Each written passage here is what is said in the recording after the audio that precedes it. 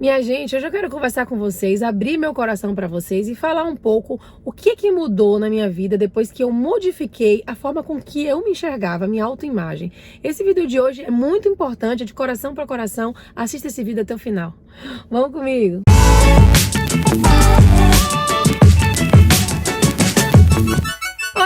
Oi amigas, tudo bem com vocês? Antes da gente começar o vídeo, dá aquele abraço.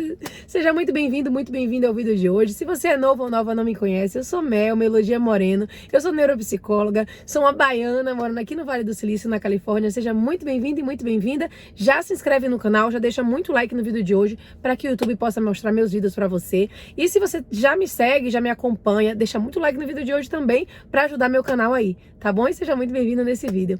Gente, vamos lá. Queria muito conversar com vocês, assim, um pouco sobre a minha história, sobre a minha trajetória, trazer uma parte da minha história que eu nunca contei aqui, que é o seguinte. Quando eu era mais nova, eu sofri muito bullying no colégio, eu era a menorzinha da sala e eu me achava uma criança muito boba e muito burra. Então eu cresci com uma sensação de que era muito burra. Não que meus pais tivessem dito nada disso pra mim, muito pelo contrário, mas como eu fui uma filha única de pai e mãe, eu cresci muito super protegida pelos meus pais e eu lembro, assim, como se fosse hoje, que eu sentava na mesa para estudar e meu pai sentava de um lado, minha mãe do outro, para me ajudar a estudar. Isso aí vem também da história de minha mãe e meu pai. Minha mãe perdeu a mãe muito cedo, então ela não teve uma mãe. Ela, mais ou menos com uns 16 anos, ela perdeu a mãe.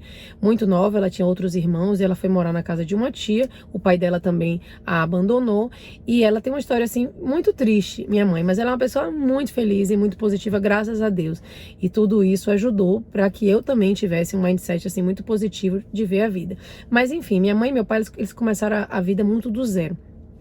E como minha mãe não teve isso, assim, de ter uma mãe presente, que ficasse com ela, que estudasse com ela, minha mãe não teve aniversários, brinquedos, bonecas, essas coisas. Ela queria dar pra mim coisas, assim, que ela não teve. E é muito normal que a gente faça isso. Então, meu pai e minha mãe, eles eram muito, assim, super protetores comigo. Eu lembro que quando eu sentava pra estudar na mesa, sentava minha mãe de um lado, meu pai do lado, pra eu fazer uma tarefa. Eu começava a me sentir assim, como se eu não tivesse capacidade de fazer aquela tarefa. Claro que meu pai e minha mãe tinham as melhores das intenções, mas como eu absorvi aquela informação, que não é culpa dos pais, não é culpa de ninguém, na verdade, é como a criança interpreta aquela situação. Eu achava que na hora que eu fosse fazer lá a prova, na hora H, eu não ia dar conta de fazer, porque meu pai e minha mãe não estavam ali para fazer junto comigo. Então, ao longo do tempo, eu comecei a me dar mal nos estudos, porque eu sempre achava, me dava meio que um terror, assim, eu falava assim, e agora eu não vou conseguir fazer, minha mãe não tá aqui pra me ajudar, meu pai não tá aqui pra me ajudar. Eu fiquei muito esperando aquela ajuda o tempo todo para fazer as minhas tarefas e as coisas do colégio. Então, eu comecei a tirar notas muito baixas em matemática, eu nunca fui boa de matemática, e tudo isso foi crescendo aquele sentimento em mim, tudo isso foi reforçando aquele sentimento em mim, essa programação, essa crença de que eu era uma criança boa.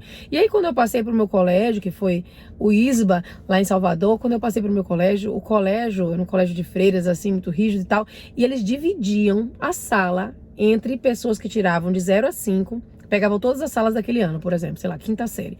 Pegava todas as crianças da quinta série, de todas as turmas que tiravam de 0 a 5, colocava numa sala para fazer prova, de 5 a 7 em outra, de 7 a 10 em outra. Pra quê? Pra que se você fosse pescar, você pescasse de crianças que, digamos assim, estariam no mesmo nível que você. Só que a gente sabe hoje em dia, graças a Deus, que as inteligências são múltiplas. Então eu não fui valorizada nas inteligências principais que eu tinha. Eu era super empreendedora, eu era super criativa, eu inventava as coisas no colégio, eu organizava grupos, feiras, não sei o quê. Então eu tinha diversas competências, diversas inteligências que não eram ali calculadas, óbvio, e estimuladas também. E ao mesmo tempo eu tinha essas crenças de que eu era uma criança burra e tudo isso que foi acontecendo comigo só foi reforçando essas características que eu achava que faziam parte da minha personalidade. Até que quando eu fiz 19 para 20 anos, eu não me lembro se foi 19 ou 20, eu passei por um processo de transformação, em terapia mesmo, de transformação interna, e eu, nesse momento, comecei a entender de toda a minha história. E quando a gente toma consciência da programação que a gente carrega, a gente entende que nós não somos aquilo ali. Apesar de, muitas vezes, aquilo ali fazer parte da nossa personalidade, porque a gente vai incorporando aquilo. Eu sou uma criança burra, eu vou me comportar como uma criança burra, eu vou agir como uma criança burra, eu vou ser aquela que senta num fundão. A gente incorpora tudo que vem junto com essa crença. Então, se eu me sinto uma criança feia, eu não vou me arrumar. Né, eu me sentia uma criança feia também. Então, se eu me sinto uma criança feia, uma adolescente feia, eu não vou me arrumar, eu vou me sentar no fundo. Eu não vou escolher a melhor roupa para mim, porque eu já sou feia. Né? Então, a gente começa a incorporar, como se fosse um personagem, uma parte da nossa personalidade, que na verdade não é a gente. Mas são crenças que a gente vai carregando ao longo da vida, tá? Então, o que mudou? Qual foi essa virada de chave pra mim? Apesar que eu não gosto muito dessa palavra virada de chave, porque quando a gente fala virada de chave, parece que é uma coisa que aconteceu e que mudou tudo completamente, mas não é. São as sequências de coisas e o quanto você vai repetindo a mesma coisa pra criar uma nova personalidade, uma forma de você se enxergar, uma autoimagem diferente de você, da que você tinha anteriormente. Eu não mudo minha autoimagem do nada, eu olho pro espelho e digo, ah, não, hoje eu sou linda. Não é assim. A gente tem ali crenças, essa programação que tá rodando no nosso cérebro há tanto tempo que é difícil a gente se enxergar de uma forma diferente. A gente tem que passar por um processo, que é inclusive o processo que vocês vão ter a oportunidade, a grande oportunidade de passar no meu programa, no meu curso que vai vir aí esse ano. Tá? Mas enfim, não é pra falar do curso, é porque eu fico muito feliz em poder dividir um pouco assim da minha trajetória para vocês entenderem. Então, quando eu, né, nesse processo, eu tinha mais ou menos uns 19 para 20 anos, eu fui entendendo de tudo isso, eu comecei a fazer um trabalho interno muito profundo para que eu transformasse essa forma com que eu me enxergava, para que eu transformasse traços que eram da minha personalidade naquele momento e que passaram a não ser mais. Então, todo esse processo de transformação que eu vivi começou a fazer com que eu me enxergasse de uma forma diferente. E aí, o que aconteceu? Quando eu fui fazer a prova de faculdade, quando eu fui passando por esse processo, eu contei até pra vocês aqui num outro vídeo que eu fiz um dia de silêncio. O vídeo, eu esqueci o nome do título do vídeo, eu vou deixar na box de informações, que é um vídeo onde eu falo exatamente sobre como a decisão que fez mudar minha carreira profissional, eu não me lembro o título, mas eu vou deixar aqui no box de informação. E aí nesse processo, quando eu tirei um dia de silêncio, eu decidi que eu ia ser psicóloga. Eu tive certeza, assim, aquela clareza, é como se Deus falasse comigo, assim, com certeza, assim, não foi uma dúvida, não foi nada. Eu vou ser psicóloga. É o meu chamado no mundo. E eu amo, gente. Vocês não sabem como eu sou feliz com a decisão que eu fiz, com a escolha que eu fiz. Foi a decisão mais acertada da minha vida. Uma das, né? Outras decisões, como me casar com o Lucas, como ter os meus filhos maravilhosos, como vir morar nos Estados Unidos, tantas outras decisões, tá? Mas essa foi uma decisão realmente muito importante. E aí, o que aconteceu? Quando eu entrei na faculdade de psicologia, eu nunca vou esquecer, na minha primeira prova foi neurologia. Eu estava tão feliz e tão motivada e tão animada, e eu tinha transformado tanto a minha personalidade mesmo e a forma com que eu me enxergava, que quando eu entrei na faculdade de psicologia, eu fui fazer a minha primeira prova, gente, eu recebi a nota de 9,8, nunca vou esquecer. Eu errei somente uma questão. E nessa questão que eu errei, eu recebi a prova. Pra você ver, prestem bem atenção, eu tava tão confiante assim do meu trabalho interno e da forma da autoimagem que eu tinha desenvolvido, que era completamente diferente da autoimagem que eu tinha de mim. Mas pra vocês verem o que aconteceu. Quando eu recebi aquela prova nas mãos, eu guardei correndo a prova, com medo que a prova fosse escapar, não sei, sabe, gente? Eu falei, gente, 9,8 eu guardei na pasta, porque eu sempre fui aluna que só tirava nota baixa, que só tinha nota vermelha e uma nota azul, 9,8 tão alta. Guardei na pasta, no classificador de plástico, coloquei embaixo da carteira e a gente desceu pro intervalo. Eu, minhas colegas, todo mundo. Lá do intervalo, vocês acreditam que eu falei, será que esse professor deu a prova certa pra mim? Será que ele não se enganou? Gente, vocês não vão acreditar que eu peguei, fui de volta pra sala sozinha, com vergonha até de falar sobre isso. Eu fui de volta pra sala sozinha, abri a prova e eu conferi, eu li umas 10 vezes o nome. Melodia Moreno. Melodia só pode ser eu.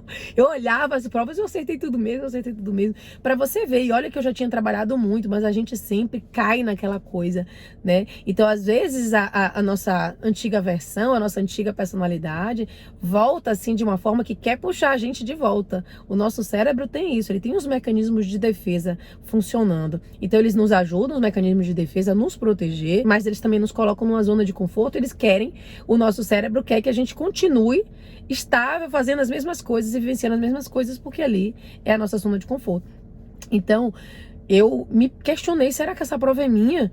E eu sabia ali que era minha, eu tinha me transformado, eu tinha vivenciado esse processo de transformação. Tanto entrar na faculdade de psicologia já era um grande ganho disso, porque eu já tinha testado outras faculdades, não de psicologia, tinha perdido não sei o que, não sabia o que queria fazer, aquela indecisão, e isso tudo fazia parte do meu processo. Então, para a gente conquistar coisas novas, a gente precisa modificar a nossa autoimagem, a gente precisa modificar a nossa personalidade, a forma com que a gente se enxerga. O que eu acredito que é possível para mim é o que eu vou materializar na minha vida. Se eu me enxergo como uma pessoa burra, se eu me enxergo como uma pessoa feia, se eu me enxergo como uma pessoa fracassada, é isso que vai se materializar na minha vida, porque era isso que se materializava. Então eu gravei esse vídeo assim, muito de coração para trazer um pouco dessa história, uma parte dessa história para você, para que você entenda que é impossível você alcançar novos patamares sem você transformar a sua imagem, sem você transformar a sua personalidade, sem você se transformar numa nova pessoa. Se eu acho que eu sou uma pessoa super inteligente, eu vou materializar notas altas. Se eu acho que eu sou uma pessoa burra, eu vou continuar materializando notas altas.